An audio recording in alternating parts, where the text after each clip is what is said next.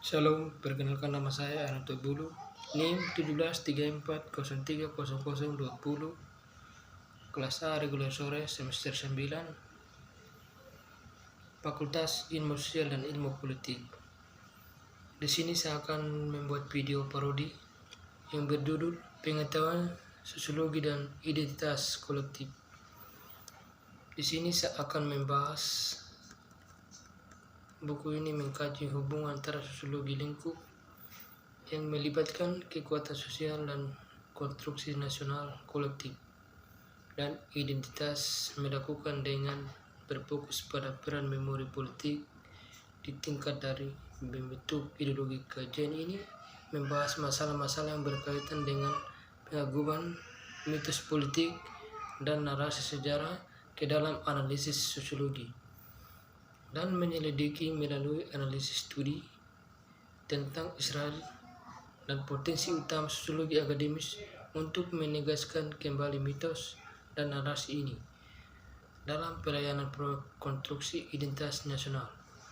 Di pusat tesis terletak pertanyaan yang telah mengangkat tentang kemungkinan dan persyaratan untuk bebas nilai sosiologi sebagai ilmu yang mampu memikirkan objek kajiannya, yaitu masyarakat modern sekaligus menjadi salah satu produk unggulan dan upaya sosiologi untuk merefleksikan modernitas dan masyarakat modern yang memiliki sejarah melibatkan konstruksi dan kategori analitis tertentu yang dengan masyarakat ikatan dan kelompok dibahas, konseptualisasi dan dipahami.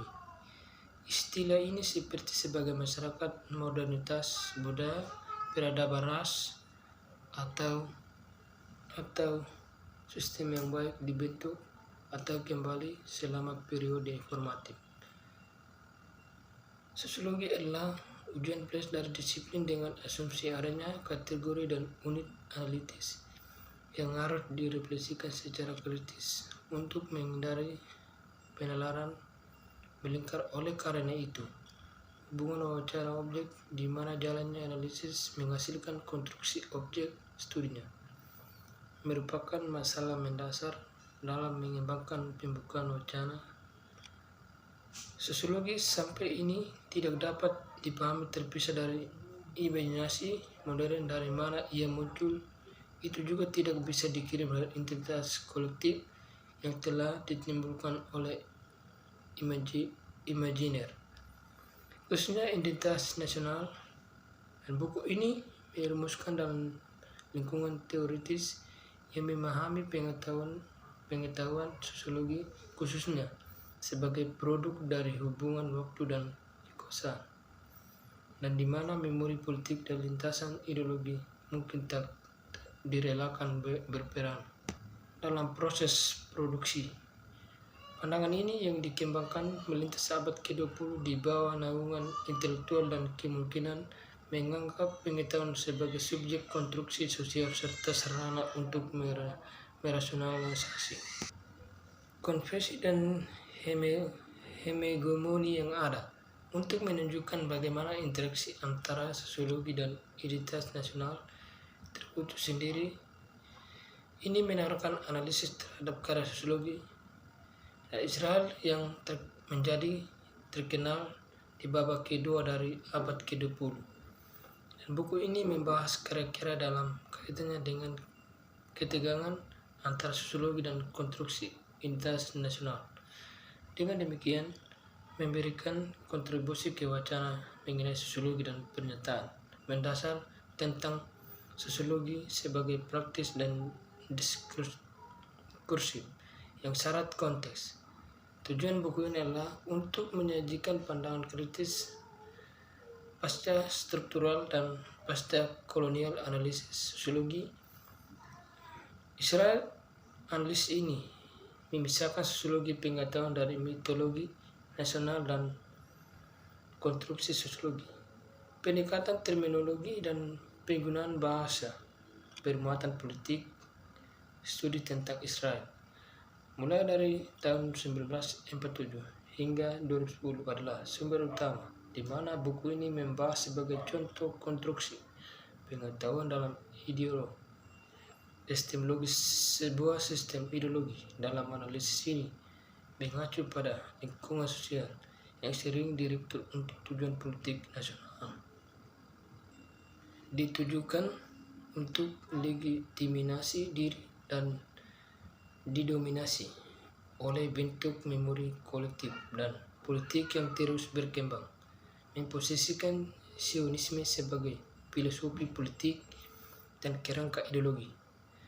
Karya gerakan Zionis, gerakan nasional akhir abad ke-19 yang melibatkan praktik pemukiman kolonial yang kemunculannya sangat terkait dengan serangkaian krisis. Yang paling penting di antara ini adalah munculnya rasisme anti-Yahudi karena bertujuan untuk mendirikan negara bangsa Yahudi. Gerakan Zionis menciptakan dan mendukung menjelang akhir abad 19. Intinya, pemukiman di Palestina yang berkembang secara signifikan setelah Perang Dunia selama sangat penting dalam mengubah lembaga dan gerakan menjadi negara berdaulat bernama Negara Israel dibentuk sebagai negara Yahudi. Negara Israel diterima ke Perserikatan Bangsa-Bangsa pada tahun 1947 bertepatan dengan awal berdirinya Palestina yang mencakup pemindahan ratus ribu orang dengan kekerasan.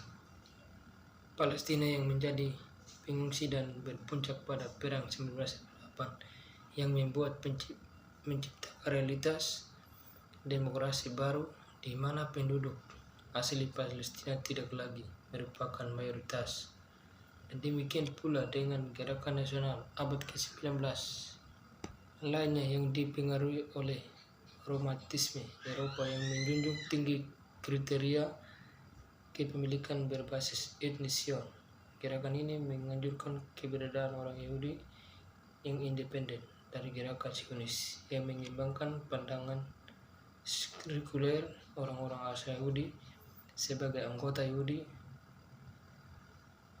dan suatu kelompok yang anggotanya tidak selalu dianggap sebagai anggota komunitas agama, tetapi sebagai kolektif nasional modern yang didefinisikan oleh nenek moyang yang sama primordial Zionisme, dan program politiknya memiliki kesamaan dengan gerakan dan ideologi nasional abad yang ke-19 yang telah menetapkan kerangka kerja nasional berdasarkan anggota mereka yang membayangkan diri mereka sebagai bagian dari unit nasional yang sama, sehingga menciptakan jenis identitas baru yang melampaui fasilitas lokal dan budaya yang berbeda sebagai produk konstruksi historiografis masa lalu Yahudi, sebuah proses yang dimulai dengan proyek intelektual Zionisme memelihara 3 mitos pemerintahan utama. 2 yang pertama adalah mitos nenek moyang yang sama menyamankan umat pilihan Tuhan dengan orang-orang Yahudi masa kini, dan mitos teritorial di mana tanah Israel dianggap sebagai properti milik kepada orang-orang Yahudi.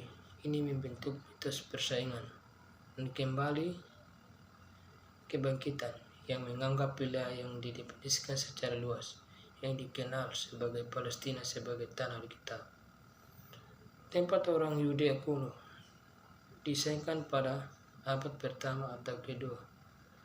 Nah, sebagai tempat orang Yahudi masa kini harus kembali. Mitos politik ini dikembangkan pada akhir abad ke-19 dan awal abad ke-20. Intelektual abad yang membacakan sekuler dan kitab suci mendekati Alkitab sebagai sumber sejarah dan bukan sebagai proyeksikan pemahaman kontemporer mereka tentang nasionalisme di bidang politik struktur yang berlaku di masa lalu kuno. Kelompok sarjana ini telah memenuhi syarat Yudea kuno sebagai negara berdaulat modern dan secara bersamaan menarik garis lurus dari orang Ibrani kuno hingga komunitas Yahudi masa kini berdasarkan ketiga mitos pemerintahan tersebut. Berulah pada abad ke-20, historiografi Zionis abad yang menekankan kesatuan dan kesinambungan orang-orang Yahudi yang didefinisikan secara etnis dan unsur-unsur seperti ini setelah memiliki dominasi, menyatakan konstruksi historiografis memori politik Zionis di mana nasionalisme Israel didasarkan keutuhan kolektif Yahudi bertumpu pada representasi masa lalu Yahudi kuno. Representasi yang terkait dengan kebutuhan politik proyek pemukiman kolonial dan membangunkan negara yang bertujuan untuk menciptakan negara-negara nasi tentang kesatuan dan persatuan kontinuitas Yahudi yang memberikan alasan untuk totalitas atas Palestina. Terima kasih.